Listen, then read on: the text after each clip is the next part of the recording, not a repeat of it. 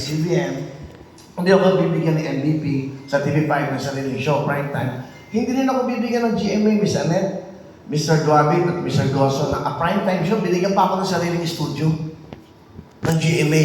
In fact, to be honest with you, para malaman nyo lang ako, meron akong existing contract with GMA. Meron na, hindi ko siya pinipirmahan for 3 months. Why? Kasi, nagpaalam ako na maayos sa kanila, naluha ako sa sobrang bait sa akin ng GMA. Kasi, gusto kong tulungan yung All TV na si Senator Villar. Kasi para malaman nyo lang, kami yung una nag-usap yan sa All TV. And, yung time na yon, dahil nagkaroon ako ng Will Tower, nagkaroon ako ng pangalan ng isang tower, parang ito yung pagbabalik-bigay ko ng pasasalamat sa kanya. So, binigyan ko si Senator Villar ng mga tao na magagaling, andun pa hanggang ngayon sa kanya, na talagang magagaling naman, napapakinabangan ng All TV.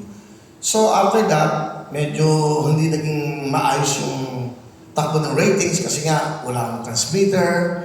Hindi dahil yun sa programa eh. Mahirap kasi during that time yung All TV, diba, ABS-CBN yan. So, nawala yung mga transmitters. So, nangyari ko doon, meron akong kontrata sa GMA na hindi ko pinirmahan. And nag-shock sila lahat. Nagulat sila lahat bakit hindi ako nagpirma. In fact, nagpa-English pa ako ng kinikita ko sa kanila. So, ang bayad sa akin noon, daily. Hindi ko lang sabihin kung magkano, pero siguro, sobrang blessed ko na binigay sa akin ng GMA. Kaya nagpapasalamat din ako sa lahat ng mga istasyon na napuntahan ko.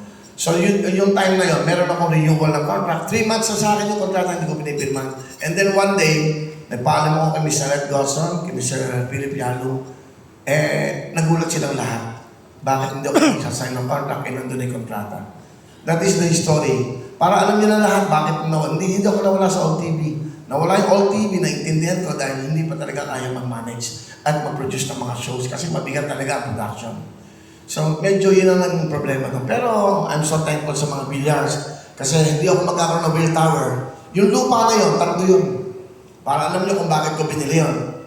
Kay FMG, Freddy Garcia, Mrs. King, kay Atty. Bautista. Yung tatlong lupa na yun, bakit ko binili? Isa-isa siya. Dinimanda kami nun eh. Pinapahinto yung Wawawi sa ABS-CBN. Why? Kasi sobrang dami ng taong nakapila, doon nagkakamp, doon tumitira, doon na lahat. So, lagi kami binabarangay. So, ang ginawa ko, nakipag-usap ako sa mga may-ari. And then, it's a good thing naman, yung time na yun, ready na silang magbenta. Naibenta yung kay Freddy Garcia, kay FNG, the president of ABS before, and then kay Mrs. King ng pamilya. And then si Atty. Bautista, ang story nun, meron siyang anak na special.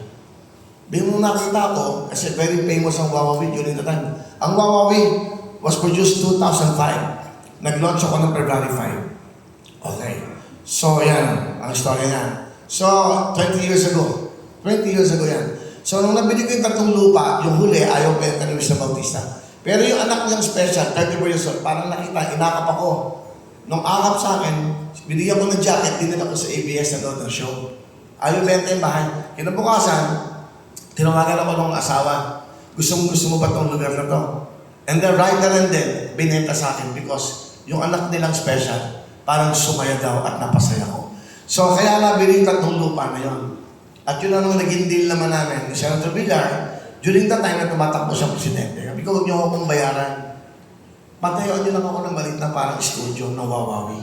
Parang maliit na Araneta Coliseum, kaya binili ko yun. Yun ang concept talaga nun. And then, after that, hindi naman siya pinaran maging presidente. Yun. Pero pinagkaloob na sa akin yung Will Tower. Kaya nagkaroon ako ng Will Tower because of the Villars. Kaya pasalamat din ako kay Senator Manny Villar sa kanila. Lahat ng ito, utang na loob sa mga Gosson, tinanggap ako kay Boss Gagi, kay Ma'am Charo. Lahat ng mga tao ito tumanggap sa akin sa istasyon ang nagtiwala. Gusto ko lang malaman nyo ha, pag